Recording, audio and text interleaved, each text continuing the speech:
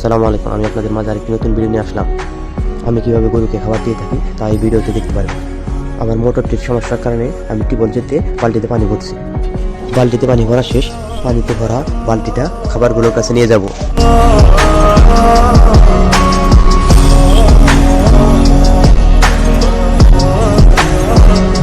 এখন পরিমাপ মতো পানি নিয়ে খাবারগুলোর সাথে মিশিয়ে দেব।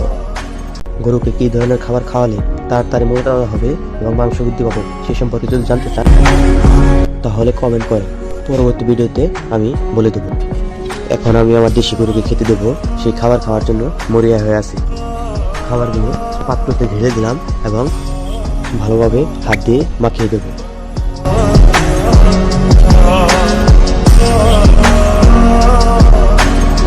এখন আমি আমার ইন্ডিয়ান বলদগুলোকে খেতে দেবো।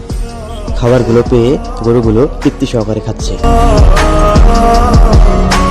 আগে কিছু অবশিষ্ট খড় ও ঘাস ছিল, সেগুলোর সাথে আমি হাত দিয়ে ভালোভাবে মাখিয়ে দিলাম খাবারগুলো যাতে অপচয় না হয়।